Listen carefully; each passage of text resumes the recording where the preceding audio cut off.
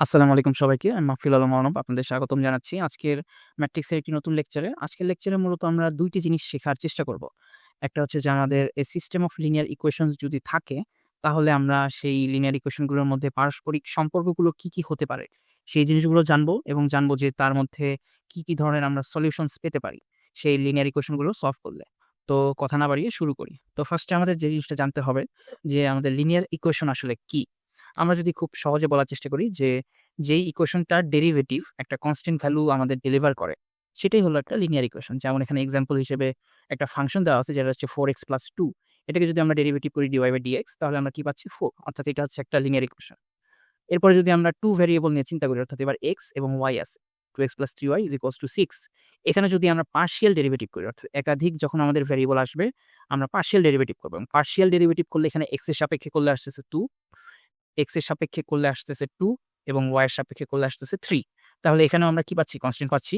যেহেতু এখানেও কনস্ট্যান্ট পাচ্ছি, তার মানে এই যে ইকুয়েশনটা, এটা হচ্ছে একটা লিনিয়ার ইকুয়েশন।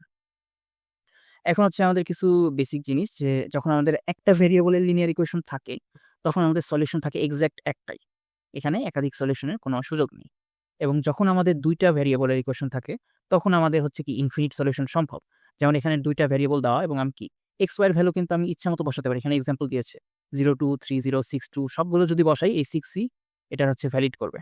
সো এখানে আমি আরো ইচ্ছামত ভ্যালু বসিয়ে এই 6 মিলাতে পারবো। সো এজন্য এটার সলিউশন আমরা বলতে পারি যেটা হচ্ছে কি ইনফাইনাইটলি মেনি সলিউশনস।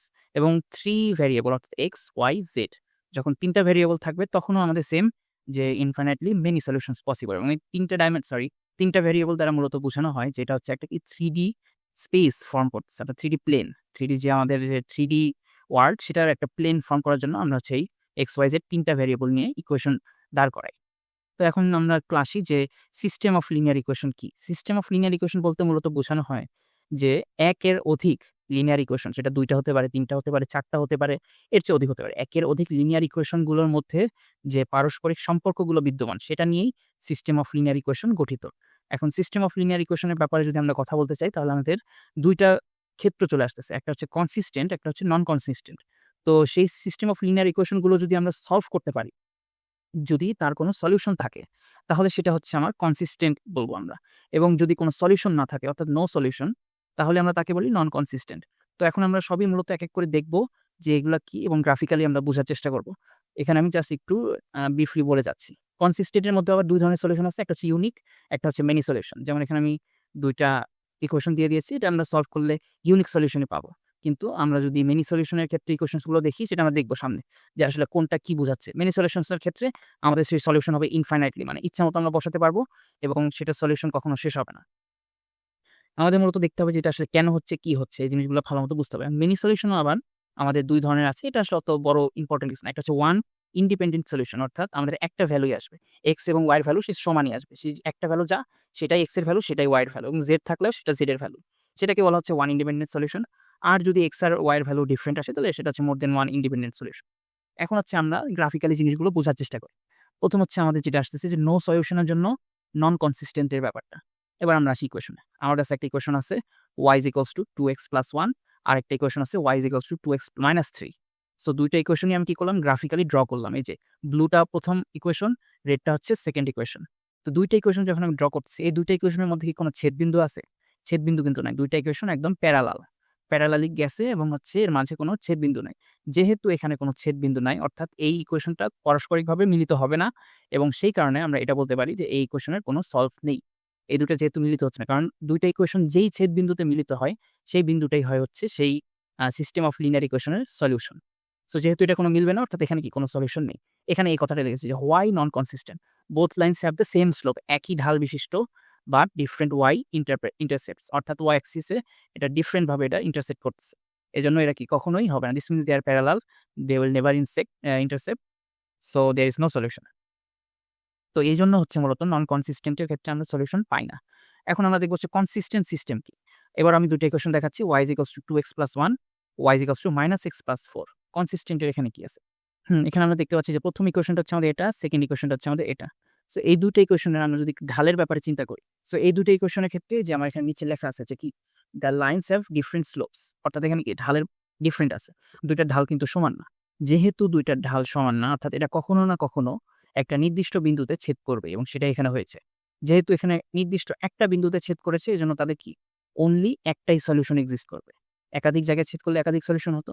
কিন্তু এখানে একটা বিন্দুতে ছেদ করেছে এজন্য একই সলিউশন। এটা হচ্ছে আমাদের বোঝানো হচ্ছে যে consistent system with unique solution. আমাদের যেটা এখানে ছিল যে এই পজিশনটা এই যে consistent system with unique solution. এখন আমরা যেটা দেখব যে consistent system with many solution কি অর্থাৎ অসংখ্য সলিউশন। এই ক্ষেত্রে যদি আমরা দেখতে পাই যে আমাদের ফার্স্ট ইকুয়েশন হচ্ছে 2x + 3y = 6, সেকেন্ড ইকুয়েশন হচ্ছে 4x + 6y = 12। তো আমরা এখানে বুঝতেই পারতেছি যে এই দুটো কি প্যারালাল ইকুয়েশন এবং একই সাথে এই ইকুয়েশনটাকে জাস্ট 2 দিয়ে গুণ করার ফলে আমরা এই ইকুয়েশনটা পেয়েছি। অর্থাৎ এখানে এই ইকুয়েশন দুইটাই একই লাইনে, একই দিকে, একই বরাবর এক্সিস্ট করতেছে। অর্থাৎ একটা আরেকটার উপরে এক্সিস্ট করে। যেহেতু এরা একই সাথে একই সময়ে মানে সবকিছুই সেম এদের। কোনো কিছু ডিফারেন্ট না মান ব্যতীত। এজন্য এদের প্রত্যেকটা বিন্দু একেকটা ছেদবিন্দু। প্রত্যেকটা বিন্দু ইচ অ্যান্ড এভরি বিন্দু একেকটা ছেদবিন্দু। এজন্য এটার জন্য আমরা হচ্ছে কি ইনফাইনাইটলি সলিউশনস পাচ্ছি। এখানে জিনিসটা আরো ভালোভাবে বলেছে যে both equations represent the same line, যে every point that satisfied one equation also satisfies the other। অর্থাৎ যেকোনো একটা বিন্দু যেটা একটা ইকুয়েশনকে মানে স্যাটিসফাই করে সেটা অপর ইকুয়েশনকেও স্যাটিসফাই করবে কারণ কি দুটো same equation. So hence the system has infinitely many solutions. এখানে বিভিন্ন উদাহরণ দিয়েছে। তো এখন আমরা আর কি এই ৩টা সিস্টেম শিখলাম। এখন আমরা বুঝতে পারলাম যে আমাদের কি সলিউশন ৩ ধরনের হতে পারে। একটা হচ্ছে এক্সাক্টলি ওয়ান সলিউশন, যেটা কি একদম একটা বিন্দুতে যখন ছেদ হয়। আরেকটা হচ্ছে কি ইনফাইনাইটলি মেনি সলিউশনস, যখন আমাদের একই বিন্দুর উপর দিয়ে ২টা রেখা চলে যায়, তখন হচ্ছে আমাদের ইনফাইনাইটলি মেনি সলিউশনস হয়। আর নো সলিউশন মানে যখন আমার কি প্যারালাল ২টা লাইন যাচ্ছে কিন্তু মাঝখানে কোনো ছেদবিন্দু হচ্ছে না। তো এখানে হচ্ছে আমরা এই ৩টা ধরনের সলিউশন সম্পর্কে জানলাম। তো এখন আমরা দেখব যে কনসিস্টেন্ট আর নন কনসিস্টেন্ট কিভাবে আমরা একটা ম্যাট্রিক্স থেকে বের করতে পারি। অর্থাৎ আমার কাছে যদি কিছু ইকুয়েশনস দেওয়া থাকে আমরা সেটাকে ম্যাট্রিক্সে কনভার্ট করে সেই ইকুয়েশনসগুলো সলিউশন সম্ভব কিনা সেটা আমরা কিভাবে বের করতে পারি সেটা আমরা দেখার চেষ্টা করব। তো সেটা দেখার জন্য যে রুলসটা আমরা ব্যবহার করি যে আমাদের সলিউশন আছে কিনা, যে has at least one solution, এটার জন্য আমাদের রুলসটা আছে যে আমরা ম্যাট্রিক্সটার কোএফিসিয়েন্ট র্যাঙ্ক অর্থাৎ কোএফিসিয়েন্ট ম্যাট্রিক্সের র্যাঙ্ক আর অগমেন্টেড ম্যাট্রিক্সের র্যাঙ্ক সমান কিনা এটা দেখতে হবে। যদি সমান হয় তাহলে আমাদের সিস্টেমটা হচ্ছে কি কনসিস্টেন্ট অর্থাৎ আমার সলিউশন আছে। আর যদি সমান না হয় তার মানে আমার সিস্টেমটা হচ্ছে ইনকনসিস্টেন্ট অর্থাৎ সলিউশন নেই। এখন আমাদের আগে এটাও জানতে হবে যে কোএফিসিয়েন্ট র্যাঙ্কটা কি, কোএফিসিয়েন্ট ম্যাট্রিক্সের র্যাঙ্কটা কি এবং অগমেন্টেড ম্যাট্রিক্সের র্যাঙ্কটা কি সেটা আমরা পরে উদাহরণে দেখতে পাবো। আমি হচ্ছে এখানে জাস্ট একটু রুলসগুলো বলে যাই, উদাহরণে আমরা আরো ভালোভাবে বুঝে যাবো। আর আমাদের যদি এখন ম্যাট্রিক্সটার সলিউশন থাকে অর্থাৎ কনসিস্টেন্ট হয় তাহলে কি হবে? তাহলে আমাদের হচ্ছে ২টা কেস তৈরি হবে। একটা হচ্ছে ইউনিক সলিউশন আর একটা হচ্ছে ইনফাইনাইট সলিউশন। অর্থাৎ ইউনিক একটা সলিউশন জাস্ট এক্সিস্ট করতে পারে যে if the rank equals the number of unknown, তাহলে হচ্ছে কি আমার জাস্ট একটা সলিউশন আসতে পারে। আর ইনফাইনাইট মানে হচ্ছে যে আমি উপরে যে দেখিয়েছিলাম যে ইনফাইনাইট ভাবে আমরা ভ্যালুস বসাতে পারি এবং আমাদের ইকুয়েশনটাকে স্যাটিসফাই করতে পারি, সেটাও আমাদের সম্ভব। সেটার জন্য কি করতে হবে? র‍্যাঙ্কের ভ্যালুটা আমাদের ভ্যারিয়েবলের চেয়ে কম হতে হবে। আর ইউনিক সলিউশনের জন্য র‍্যাঙ্কের ভ্যালুটা আমাদের ভ্যারিয়েবলের সমান হতে হবে। ভ্যারিয়েবল বলতে কি বোঝাচ্ছি? আমরা যে এক্স ওয়াই জেড দেই ইকুয়েশনে, এটাকেই ভ্যারিয়েবল বলে। যদি এক্স ওয়াই জেড তিনটাই থাকে আমাদের ভ্যারিয়েবলের ভ্যালু হবে 3, এক্স ওয়াই থাকলে 2, শুধু এক্স থাকলে 1। এটা হচ্ছে আমাদের মেইন কনসেপ্ট। আর র‍্যাঙ্কের ক্ষেত্রে যেটা বললাম যে এখানে র‍্যাঙ্ক কিন্তু আমাদের এই ২টা র‍্যাঙ্ক কিন্তু সমান হয়ে যাচ্ছে। যখন আমাদের সিস্টেম কনসিস্টেন্ট হবে তখন তো আমাদের কোএফিসিয়েন্ট র‍্যাঙ্ক আর অগমেন্টেড র‍্যাঙ্ক দুটোই সমান হবে। সো এখানে এই র‍্যাঙ্ক বলতে আসলে এই ২টা র‍্যাঙ্ককেই বোঝানো হচ্ছে যে এই ২টা র‍্যাঙ্কেরই যে ভ্যালু দুটো সমানই অর্থাৎ একই জিনিস আসতেছে। আমরা এক্সাম্পলে দেখি। তো এক্সাম্পল 1 এ আমরা দেখতে পাচ্ছি যে আমাদের ২টা ইকুয়েশন দেওয়া আছে। x + y = 2 আর একটা হচ্ছে x - y = 2। তো আমরা ফার্স্ট এর কোএফিসিয়েন্ট ম্যাট্রিক্সটা লিখে নিব আমাদের এই পোরশনের সহগগুলো থেকে। সেটা হচ্ছে আমাদের 1 1 1 - 1। এবং আমরা নেক্সট পোরশনে যে কাজটা করব সেটা হচ্ছে আমাদের অগমেন্টেড ম্যাট্রিক্সের যে কোএফিসিয়েন্ট টুকু আছে সেই অংশটুকু আমরা লিখে নিব। অর্থাৎ 1 1 2, এই যে 1 1, এখানে আমরা একটা সমান চিহ্ন দিব এবং ডান সাইডে লিখব 2। নিচের পোরশনে আছে কি আমাদের 1 - 1 0, এই যে 1 - 1 0। তো আমরা হচ্ছে আমাদের ২টা পোরশনই লিখে ফেলেছি। এখন আমাদের সূত্র কি বলেছিল? যে কোএফিসিয়েন্ট ম্যাট্রিক্সের র‍্যাঙ্ক এবং অগমেন্টেড ম্যাট্রিক্সের র‍্যাঙ্ক সমান হতে হবে। তাহলে আমাদের সলিউশন আছে। তাহলে আমরা এই কোএফিসিয়েন্ট ম্যাট্রিক্সের জন্য র‍্যাঙ্ক একবার বের করব। তারপরে এই পুরো অগমেন্টেড ম্যাট্রিক্সের জন্য র‍্যাঙ্ক বের করব। তো এখানে আমরা কি করেছি? রো অপারেশন করেছি এবং রো অপারেশন করে আমরা হচ্ছে অগমেন্টেড ম্যাট্রিক্সের র‍্যাঙ্কটা বের করে ফেলেছি। তো অগমেন্টেড ম্যাট্রিক্সের র‍্যাঙ্কের মধ্যেই কিন্তু আসলে আমাদের এই কোএফিসিয়েন্ট ম্যাট্রিক্সের র‍্যাঙ্কটাও থাকে। তো আমরা যদি এখন এটাকে একটু চেক করি যে এই পোরশনটুকু হচ্ছে আমাদের কোএফিসিয়েন্ট ম্যাট্রিক্স এবং এটার র‍্যাঙ্ক হচ্ছে আমার 2। আর এই হোল টুকু, এই পুরো অংশটুকু হচ্ছে আমার অগমেন্টেড ম্যাট্রিক্স এবং সেটার র‍্যাঙ্কও আমরা দেখতে পাচ্ছি কত? 2। তো বোথ কেসে আমাদের র‍্যাঙ্ক আসতেছে হচ্ছে 2। যেহেতু 2 হচ্ছে আমাদের র‍্যাঙ্ক, তাহলে এখানে আমরা বুঝতে পারলাম যে আমাদের সলিউশন আছে। তো সলিউশন আছে। এরপর আমাদের জানতে হবে যে আমাদের ইউনিক সলিউশন নাকি ইনফাইনাইট সলিউশনস। তো ইউনিট সলিউশনের জন্য র‍্যাঙ্ক ভ্যারিয়েবল আর ইনফাইনাইটের জন্য র‍্যাঙ্ক হচ্ছে লেস দেন ভ্যারিয়েবল। তো আমরা যদি একটু চেক করি যে আমাদের ভ্যারিয়েবল কয়টা আছে? x এবং y ২টা আর র‍্যাঙ্কও 2। তাহলে এটাও কি আমাদের সমান হয়ে গেল, rank is equals to variable. তাহলে কি ইউনিক সলিউশন এক্সিস্টস। আমরা অ্যান্সারটি এমনি বের করেছি, আমাদের প্রশ্নে অ্যান্সার বের করাটার উদ্দেশ্য ছিল। নেক্সট অঙ্কে আমরা যদি যাই, এক্সাম্পল 2, এখানে আমরা দেখতে পাচ্ছি যে আমাদের আবারও দুটি ইকুয়েশন দেওয়া এবং এখানে আমাদের এক্স ওয়াই জেড তিনটা ভ্যারিয়েবল দেওয়া। তো আমরা আমাদের সেম পোর্শন ভাবে আগাবো। আমাদের কোএফিশিয়েন্ট ম্যাট্রিক্সটাকে লিখবো এই যে 1 1 1 2 2 2 1 1 1 2 2 2। আর সেকেন্ড পোর্শনে আমরা লিখবো হচ্ছে অগমেন্টেড ম্যাট্রিক্সের র্যাঙ্ক, যেটা হচ্ছে আমাদের এই ডান সাইডের অংশটুকু যোগ হবে 2 আর 4। এই যে 2 আর 4 যোগ বলতে আর কি অ্যাড হবে আমাদের এই পোর্শনটাতে। তো এখানে যে আমাদের দুইটা ম্যাট্রিক্স করলাম, এখন আমাদের কি করতে হবে, আমাদের হচ্ছে র্যাঙ্ক বের করতে হবে। এই কোএফিশিয়েন্টের র্যাঙ্ক বের করতে হবে এবং এই অগমেন্টেড র্যাঙ্ক বের করতে হবে। তো আমরা কি করলাম, আমরা হচ্ছে একবারে অগমেন্টেড র্যাঙ্কটা বের করলাম, যার ফলে যেটা হয় যে আমাদের কোএফিশিয়েন্ট ম্যাট্রিক্সের র্যাঙ্কটা আমরা পেয়ে যাই এবং ফুল অগমেন্টেড ম্যাট্রিক্সের র্যাঙ্কটাও আমরা পেয়ে যাই।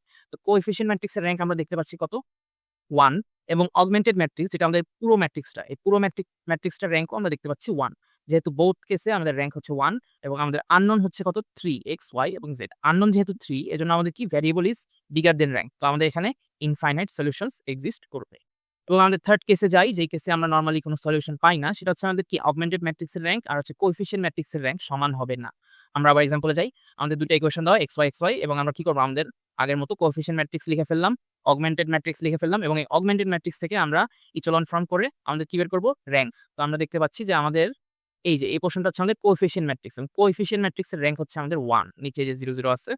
আর আমাদের এই টোটাল কেসে আমাদের হচ্ছে র্যাঙ্ক কত দেখতে পাচ্ছি আমরা, 2। তাহলে এই যে আমাদের দুই কেসে কিন্তু র্যাঙ্কটা ডিফারেন্ট, কারণ টোটাল কেস ধরলে আমাদের এই যে এটা হচ্ছে আমাদের তখন রো চিন্তা করা হচ্ছে, তো এই রোতে কিন্তু আমাদের 0 রো নেই, এখানে আমাদের একটা 1 আছে। সো এখানে আমাদের র্যাঙ্ক 2 এবং উপরের কেসটাতে ছিল র্যাঙ্ক 1। যেহেতু র্যাঙ্ক দুটার সমান হয়নি, এজন্য আমাদের কি এখানে কোনো সলিউশন এক্সিস্ট করবে না। এই যে এখানে আর কি কথাটা বলা আছে, র্যাঙ্ক এ র্যাঙ্ক আর হচ্ছে আমাদের অগমেন্টেড টু 2, তাহলে যেহেতু র্যাঙ্ক সমান না, এজন্য আমাদের কি এটা সিস্টেম নেই, নো সলিউশন এক্সিস্টস। এখন হচ্ছে আমরা একটা ম্যাথ সলভ করবো এবং এই ম্যাথটা সলভ করার মাধ্যমে আমরা অনেকটা ক্লিয়ার হবো যে এই ধরনের ম্যাথগুলো পরীক্ষায় আসলে আমরা কিভাবে সলভ করতে পারি। প্রশ্নে বলেছে যে ডিটারমাইন দ্য ভ্যালু অফ এ। এখানে আমাদের তিনটা ইকুয়েশন দেওয়া এবং ইকুয়েশনের মধ্যে আমরা এ কে দেখতে পাচ্ছি। For which the following system has no solution, exactly one solution, infinitely many solutions.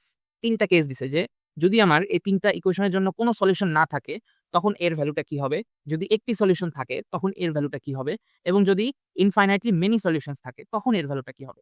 So আমাদের এর ভ্যালু তিনবার বের করতে হবে, তিনটা আলাদা আলাদা কন্ডিশনস অ্যাপ্লাই করে। তাহলে আমরা যদি একটু দেখি যে আমাদের এখানে কি বলেছে, প্রথম কেসে আমরা ইনকনসিস্টেন্ট, তারপরে consistent with exactly one solution, third case হচ্ছে consistent with infinitely many solution. আমরা দেখি আমরা কিভাবে করবো। শুরুতে আমরা ইকুয়েশনগুলো লিখে ফেলবো, নরমালি ইকুয়েশনগুলো লিখে ফেলবো এবং আমরা অগমেন্টেড আকারে ইকুয়েশনটাকে প্রকাশ করে দেবো ডিরেক্ট। ঠিক আছে, আমরা এরকম করতে পারি, আমাদের কোনো সমস্যা নেই। আমরা এখানে ডিরেক্ট অগমেন্টেড আকারে প্রকাশ করে দিলাম। এগুলার সব যে আমাদের সহগুলো ছিল 1 2 1 2 2 3, এই যে 2 2 এখানে -2 আর কি 2 -2 3, আর হচ্ছে 1 2, আর এখানে হচ্ছে a স্কয়ার -3, এই যে a স্কয়ার -3। সো আমরা হচ্ছে সহগুলো বসালাম এবং আমাদের অগমেন্টেড ম্যাট্রিক্সটা তৈরি করে ফেললাম। এখন আমরা কি করবো, রো অপারেশনস করবো যাতে আমরা ইচেলন ফর্ম আনতে পারি, মানে ইচেলন ফর্মের একটা কাছাকাছি থাক, কারণ এখানে তো আমাদের এবিসি আছে, সরাসরি ইচেলন ফর্মটা বলা যাচ্ছে না, বাট রিডিউস করতে পারবো আমরা। সো আমরা রো রিডিউস ফর্মুলা ইউজ করলাম, অর্থাৎ রো রিডিউস করলাম। তো এখানে বিভিন্ন রো রিডিউসের ধাপগুলো বলা আছে, আমরা এই ধাপগুলো করার ফলে আলটিমেটলি আমরা হচ্ছে এই পজিশনে আসতে পারলাম, যেখানে আমাদের এখানে 0 আছে, এখানে দুইটা 0 আছে এবং এখানে a স্কয়ার -4 এবং এই পোর্শনটাতে আছে a -2। এখন আমাদের এখানেই a এর বিভিন্ন ভ্যালু বের করে উপরে যে তিনটা কেস রয়েছে সেই তিনটা কেস স্যাটিসফাই করতে হবে। তাহলে আমরা এখন কেস 1 এ যাই। আমাদের কেস 1 বলতেছে নো সলিউশন। আমাদের এখন মাথায় রাখতে হবে যে নো সলিউশনের জন্য সূত্র কি ছিল, যে rank of coefficient matrix is not equals to rank of augmented matrix. অর্থাৎ আমরা যে এই পোর্শনটার র‍্যাঙ্ক এবং এই পুরা পোর্শনটার র‍্যাঙ্ক সমান হবে না। আমরা আমাদের মতো আগাতে থাকি। তো আমার এখন কি ঘটনা ঘটতে হবে এই জিনিসটা কি এখানে বলে দিয়েছে, যে আমার লেফট সাইড অর্থাৎ এই যে এই পোর্শনটাতে আমার আসতে হবে হচ্ছে এই যে 0 0 0, অর্থাৎ যেখানে 0 0 এখানেও আমার আসতে হবে 0 এবং এই পোর্শনটাতে ডান সাইডে আসতে হবে আমার নন 0, অর্থাৎ এখানে এই পোর্শনটাতে আমার 0 আসা যাবে। যদি এর এমন কোনো ভ্যালু আমি আবিষ্কার করতে পারি যার ফলে এইটুকু আমার 0 হয়ে যাচ্ছে এবং এইটুকু নন 0 থাকতেছে, তাহলে সেই ভ্যালুটাই আমার হচ্ছে নো সলিউশনের জন্য শর্তটাকে পূরণ করে থাকে। তো আমরা দেখি কিভাবে আমরা করব। এই যে a স্কয়ার -4 = 0, এই যে আমার এই পোর্শনটা তো 0 করতে হবে। তো আমি আমার নরমাল যে বীজগণিতিক সূত্র সেটা ইউজ করলাম, যে a স্কয়ার -4 = 0, তাহলে এর ভ্যালু আসতেছে হচ্ছে আমার +-2। ভালো কথা, অর্থাৎ আমি যদি +2 বা -2 যেকোনো একটা বসাই তাহলে এই পোর্শনে 0 আসে। কিন্তু আমার আরেকটা শর্ত আছে, সেটা হচ্ছে যে আমার এই পোর্শনটাতে কি হতে হবে, নন 0 হতে হবে। এই পোর্শনটাতে আমার নন 0 আসতে হবে। এখন এখানে যদি আমি এর ভ্যালু 2 বসাই, +2, তাহলে যদি একটু লক্ষ্য করি +2 -2 হলে আমার কিন্তু কি 0 হয়ে আসছে। কিন্তু আমার তো 0 বসানো যাবে না। তাহলে কি এখানে +2 টা এলিজিবল না। আমরা যে +2 -2 পেয়েছি, +2 এলিজিবল না। তাহলে আমাদের কি বাকি থাকতেছে, -2, অর্থাৎ এর ভ্যালু হবে -2। এখন আমরা কেস 2 তে দেখব। কেস 2 তে আমরা দেখতে পাচ্ছি যে আমাদের ইনফাইনাইটলি মেনি সলিউশনস, যেখানে আমাদের র‍্যাঙ্কের ভ্যালু ভ্যারিয়েবলের চেয়ে কম থাকে। তো আমাদের এখন এখানে ভ্যারিয়েবল কয়টা, ভ্যারিয়েবল তো নির্দিষ্ট, ভ্যারিয়েবল আমরা চেঞ্জ করতে পারবো না। ভ্যারিয়েবল ছিল হচ্ছে আমাদের 3 কেমনে, এই যে x y z তিনটা ভ্যারিয়েবল, তাহলে ভ্যারিয়েবল হয়েছে আমাদের 3। আমাদের এখন এমন কিছু করতে হবে যেন র‍্যাঙ্কটা হয় 2। ঠিক আছে? এই যে আমাদের এখন এই কাজটা করতে হবে। অর্থাৎ র‍্যাংকে 2 করতে হবে আর ভ্যারিয়েবল টু ভ্যারিয়েবলের জায়গায় আছে চেঞ্জ।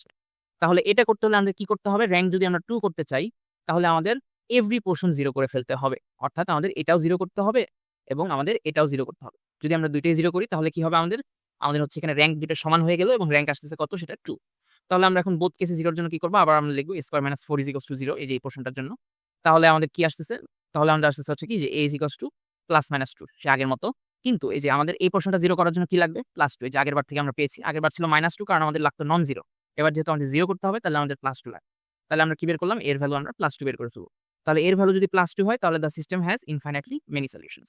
এরপরে আমরা আসতেছি কেস 3 তে। কেস 3 তে হচ্ছে আমাদের এক্সাক্টলি ওয়ান সলিউশন অর্থাৎ rank is equals to variable. অর্থাৎ আমার র‍্যাংক করতে হবে 3 এর সমান। কারণ র‍্যাংকের ভ্যালু যদি আমাদের 3 হয় তাহলে আমাদের এই থার্ড কেসটা স্যাটিসফাই হবে। তো র‍্যাংকের ভ্যালু 3 করতে হলে কি করতে হবে? অবশ্যই আমাদের কি এই পোরশনটাতেও 0 আনা যাবে না। ঠিক আছে? এখানে আমাদের কি? এখানে আমি নট ইকুয়ালস টু 0 এবং এই পোরশনটাতেও আমাদের 0 আনা যাবে না। ঠিক আছে? বোথ কেসে আমাদের 0 আনা যাবে না। আমি একটু আরকি একটু সমান, সমান কাটা চিহ্ন দিচ্ছি। তো এই বোথ কেসে আমাদের 0 আনা যাবে না। তো এটার জন্য কি করতে হবে? এটার জন্য আমরা আমাদের আগের নিয়মেই অঙ্কটা চালিয়ে দেব। সেটা কিভাবে? যে a square minus 4 is not equals to 0 এবার।